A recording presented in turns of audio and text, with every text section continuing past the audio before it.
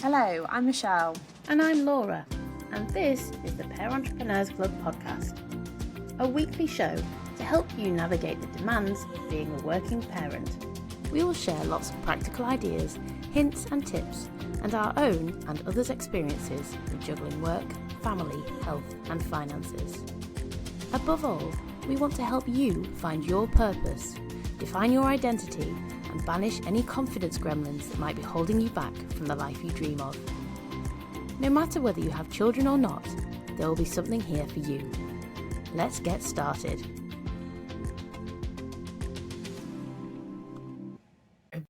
Hello listeners and Happy New Year. Today you're joined by myself, Michelle, and Laura, and we're the co-hosts and co-founders of the Pair Entrepreneurs Club. And in this episode, we're going to delve into an often overlooked aspect of success, and that is the fear of failure. So as we bid a farewell to 2023, many of us have taken the time to celebrate our successes, but how often have we taken the time to actually spotlight our failures? Well, in this episode, we're going to have a conversation, and as scary as it is, we're going to explore the failures that we've experienced in 2023 and also how we can embrace them and move forward as we find success for 2024.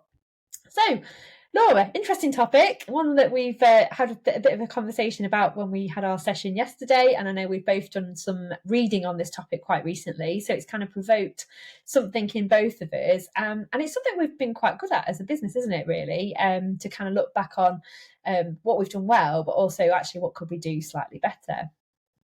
Yeah, definitely. I think, psychologically it's a massive field of interest for me anyway, and it's something that I used to listen to on Darren Brown's Boot Camp for the Brain podcast ages ago. But this kind of fear of failure, or how we set ourselves up for failure. I was saying to you the other day about how I've been in the gym, and you see all these people that all of a sudden in January fill the gym. I can't get on any machines. And a lot of it is because they set this, 2024 is going to be my year. If I'm going to get fit, this is exactly what I want to do this year. When in reality, it probably isn't actually what they really want to do. It's just they feel that that's something that they should do. So it lasts a few weeks, and then come February, the machines are all clear again. Absolutely. Yeah, absolutely. And I've been guilty of that 100%. And then you feel awful when you fail, like that you have this feeling of like, I've not actually achieved my goal that I set out to do. But I think that balance and that sort of healthy balance between what our successes are and what those failures are, it draws on that black box metaphor. And I've recently been reading, I've got it on my desk because I've been reading it at lunchtime, Matthew Said's book, The Black Box Thinking. And he really explores that, and obviously looks at the airline industry and how when incidents happen, he the black box is there to look at what's gone well. So what did the pilot do? What were the successes? How did they safely land the plane in a scary event? But also when awful things and tragic things happen, there's obviously that learning point, and the aviation industry are phenomenal at that, at unpicking what goes wrong. And he explores that fear of failure against other sectors. And it's really interesting read, and it's certainly provoked that mindset in me that actually we need to take some of that thinking into our coaching sessions with our clients and also with our corporate clients as well. Yeah, absolutely. And it's being able to embrace the deeper reflection of yourself and take away some of the judgment from it. And I think, we talked about this where I know you've got a really good example of this, but where people have an identity of believing that they're the best at something, it's really hard then if they fail to admit that they've failed. So I know I read a story about a surgeon. I know you've got a similar one about how they'd got latex gloves on, and they were operating on someone, and the person that they were operating on actually had an allergy to latex. But the surgeon was so convinced that this wasn't the case and that they could rescue this person, and they'd got a team of adoring people around them that said, oh yeah, you know what you're doing, that it wasn't until the person was pretty much dying that somebody stepped in and said, no, you've got to get rid of the gloves and save them. And that is, it is something that, it's that identity of, no, I thought I was right because I'm the surgeon. Yeah, and that skills and experience and that, like you say, people around us building us up, and that increased confidence and self-awareness that people have got can actually be quite dangerous in those situations. So yeah, in that book, it starts on that very sort of example where the lady goes in for a routine sinus operation and unfortunately is tragically killed, and the mistakes of the anaesthetist and the surgeon, purely because there was no one watching the time on how long she was unconscious. And one of the lead nurses had said 2 or 3 times we need to perform a tracheostomy, and she hadn't been heard. And she had to respect the level of authority, and that's type of what you find in hospital environments, that there's a hierarchical level of control. And tragically, this lady died in her 40s, going under a routine surgery. And her husband was quite pivotal in saying, what went wrong? How did we fail, and how did this happen? And the NHS don't often investigate failures because it's not their culture. It's only when it comes to a situation where they're sued, which are single digit percentages, it's really low, that they actually explore that. So yeah, it really kind of gets you thinking. And he'd been a pilot himself, so he'd worked in the aviation sector, and he knew that every mistake he had made in his career, however minor it was, whether it was flying slightly high, low, too fast, was always interrogated because of the black box thinking mentality. So I think, how far you want to take it, but actually, really getting into that mindset of learning. I've actually had 2 calls with 2 clients today, and it's really got me thinking, because one is part of that, as you know, we do some action learning groups with one client, and they're going through quite a significant period of change. And we were talking about there, like, how often do we put the pause button and say what's worked and what's not worked? And their culture is very much about innovation and creativity. So it's all this that future looking stuff and all the good stuff that we expect from a value proposition. But what they don't do is stop and look back. And many years ago, I worked in an organisation, and we had a process called lessons learned. And every time we finished a project, we did a mock-up session, and it was lessons learned. And on some situations, it was finger pointing and hold people to account. And it was really, really healthy, because it meant we were in the best place as a business to win new work, be confident and courageous with our clients to say, yes, we did this project, and yes, it wasn't the most successful, but this is what we've learned from it. And that went right through. Yeah, absolutely. And I think, we see this so many times in organizations where people have confirmation bias. Yeah. And they create teams of people that look and sound and think the same way that they do. There's been studies in America of, I think it's something like 10,000 people every year are wrongly convicted for, crimes, because people have that confirmation bias on juries. And decision makers have got that power of being able to make those choices when they're actually the wrong decisions that are being made. Yeah. And I think that's the power of having an outsider, or particularly with coaching, or if you've got somebody that can have that reflective view to go, I know you're the expert in this, but have you thought about it from this perspective? And it just breaks down that thinking to think outside of themselves. Yeah, that's so true. And when you were talking, it just made me think, when the same organisation did the lessons learned, we worked for Marks and Spencer's, and they were always about that mindset of making sure you've got the right people in the team. So they knew that people would always recruit people similar to themselves. And they did quite a large programme, probably going back 10 years ago now, where they tried to break some of that down. And we tendered for a project with them, and 15 people on that project we used Belbin psychometrics at the time, and 15 people were shapers on that project. We didn't have one completer finisher.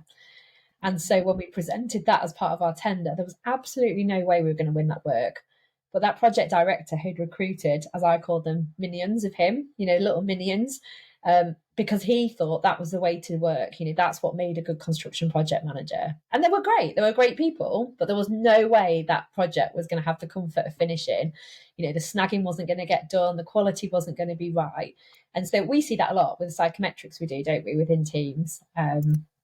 Yeah, definitely. And, in talking of psychometrics there, this goes back to this kind of concept of, in psychological terms, what we call cognitive dissonance.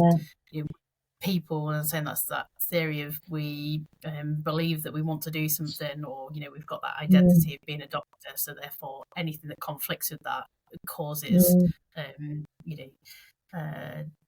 discontent, or causes us to have that fight or flight response. And I know a really good example of this was I think it was a cult group in America, run by someone called, I think it was Marianne Keech.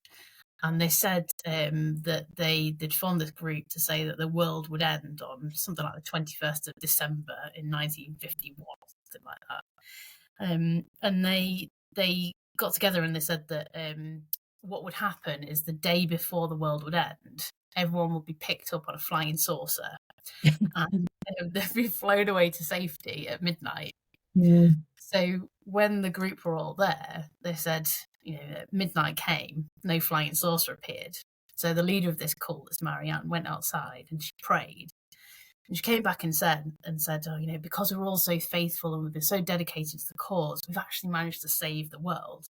And bear in mind that, as part of this cult, this is genuinely, people that had given away their homes, had given away all their possessions, like everything, because they believed the world would end. And so instead of saying, oh, actually, maybe we got it wrong, they said, no, we've been faithful, we've saved the world, it's not ended. Yeah, that's the small price to pay for, having our lives carry on. And it's, you see it in so many cases where people don't have that, they can't hold the hand up and go, do you know what, I was wrong. Yeah, it was kind of really evident when the DNA testing came in. So back in the 70s, there was lots of overturned convictions, and I think for a long time there was only 2 states in America that recognised DNA as a part of the appeal process. But when that kind of got spread across all the states in America, there were lots of people who were having their convictions overturned. And actually, in Matthew Syed's book, there's a really great manuscript in there from a prosecutor at an appeal hearing, and it is absolutely absurd what he's put across in his cross examination of the defendant, to the point that it's ludicrous and laughable. But he absolutely, this cognitive dissonance was at the forefront. He thought his conviction was right. He was there. He'd worked this case for a substantial amount of time and was absolutely ensured that this conviction of this man, because also he was painted as, this rising hero, because this guy who had, sexually, unfortunately had raped a young child and had convicted violent harm on her, had been convicted, and so was portrayed as this hero. The villain had gone to prison, he'd found and obviously had made sure that this guy was going to serve a lifetime sentence, and then the DNA overturned it. And he went to the length of ensuring that the manuscript was never published, because it was that much of a joke when you read what was said. And that's cognitive dissonance. His skills, his experience, his knowledge, he wasn't prepared to backtrack on the fact that he'd made a mistake. Yeah, it is terrifying. I think I remember watching The Making of a Murderer.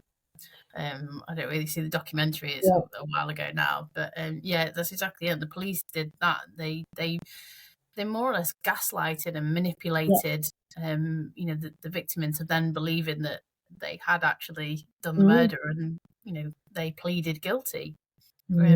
So I think it's a very powerful thing. And certainly when you look at leaders in organizations, I've come across many people in senior positions that cannot and will not admit that they're wrong, to the detriment of the organization, to the staff, and it causes so much pain and angst unnecessarily. Yeah, and it's probably what breaks a large proportion of businesses sometimes, or that relationship. And we see it from our HR days. It's like psychological contract, isn't it, as well? Where, sometimes you will have that relationship and rapport with somebody and that trust if someone just admits that they've made a mistake. So for me, that failure acknowledgement is massively part of that growth mindset, isn't it? That personal development. How am I going to go from where I am to the future in recognizing that failure? And taking that time to reflect on where we were in 2023 I'm sure you say it's so easy to think about our successes, and and we ended the year, great, we're going into the new year with this, and we've got this amount of clients, and we're so happy. But it's really important as we go into that first couple of weeks of January that we just pause and think, what things could we have improved on? If you don't like to use the word failure, what things could we have improved on, and how can we dissect some of that learning to make sure that we don't do it again? It's what's going to shape a business moving forward. It is, and I think it's embracing the failure. So we say this all the time to each other, because one of the NLP foundations is there's no such thing as failure, only feedback. Yeah. So what can you do to build on that? And I think it's something that we naturally do because, as you said, we had a planning day only yesterday. So we look at what could we do better? What can we do? Where is it where, our ego might be coming in more so than what's actually good for the business? Yeah. So it's being able to have someone who's that critical friend, who can do that. And if you don't have that, then can you jot some ideas down on paper or spend some reflection time being honest with yourself? Yeah, and I certainly did it the year before last when I was coming into my second year of business, and I luckily had grown a nice client base, had some really good work, but what I wasn't very good at is saying no. And so I had a client who was very demanding, paid reasonably well, but their behaviour and the way they operated with me was very, very challenging. And I'd said, as I went into 2022, finishing the project, I was having my son, I wasn't going to go back and do any more work. And I went against that, and they picked up the phone. It was a half an hour kind of freebie type scenario again. And again, I failed myself because I started chasing the money, not what I set out as a goal. And so I kind of went down a track, and for my own personal kind of sanity, I think at the time felt it was the right thing for me in the business. And it wasn't until I was coached through that someone said, why are you doing that? You said you were never going to do it. And it was that accountability that I needed, because we kind of narrate it differently in our head. And that's that cognitive dissonance thing, isn't it? Sometimes we put a different narrative against something because it's against what we believe.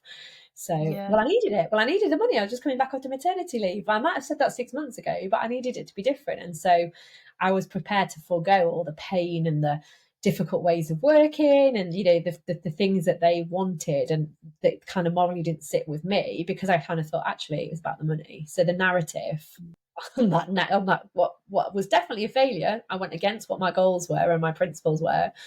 And the narrative changed. It just shifted. Whereas the coach was able to hold that mirror up and go, actually, if you're really honest with yourself, you failed. Yeah, that's it. Even we do it in the smallest of ways at times. I mean, certainly over Christmas, I try and eat fairly healthily, go to the gym, and then you just eat far more in excess than you would, drink more than you would, and you justify it because, oh well, I'm on holiday, or I'm socializing with friends.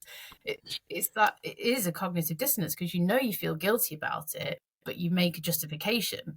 Whereas actually just going, do you know what, actually it's okay because I am with friends and I am going to let my hair down for a bit, but I know I need to get back on this tomorrow, and actually I'm just not going to make an excuse. I'm just going to say I'm just going to go with it in this moment.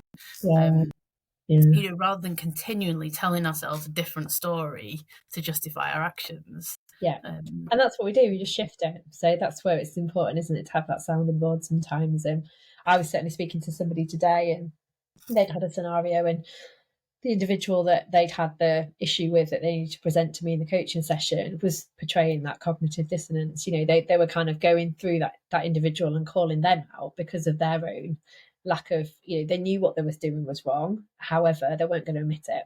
And trying to spell that out to somebody sometimes is also quite empowering, because this individual's beating themselves up saying, oh, it's me and I lack confidence and I should have done this and I should have done that. Well, actually, that person was projecting that onto them. They weren't prepared to say, no, you were actually right and I'm going to own it and apologise. They actually projected, their authority, their skills, their knowledge, and pushed forward with that, and wasn't prepared to admit that they'd made a mistake as well. So it can work both ways. You can kind of spotlight it through coaching for the individual in this situation, sort of the victim, as well as the person who's maybe made the failure as well. Definitely. it's quite a heavy topic, this one, so Mm. we won't go into it in too much detail, but we would really love to hear from anybody that's listened to this and thought, oh, Mhm. actually, I've not thought of it in that way before, or perhaps not come across the term. If you've got any examples, please do get in contact with us, because we love to hear people's stories. Yeah, definitely. Yeah, and I think for me, one of the things that I read last year that was one of the take forwards for this, and it kind of shaped something that we're doing in the next few months as well, is Stephen Bartlett really said about that embracing failure being that key component to your resilience. And that really resonates with these two conversations that I've had just today. If you really foster that mindset that you navigate those complexities, you've kind of got that opportunity to become more resilient as well. So if you recognise that failure, it supports, and that's going to be one of our big topics for this year with our workshops that we're doing as well. So they definitely go hand in hand. Yeah, absolutely. Yeah, and in our future podcast, we will certainly be talking about the resilience course that we've got coming up as well. So yeah, we'll put notes in our show notes about the book that you mentioned, Michelle. And as I said, please do get in touch and to send us your stories.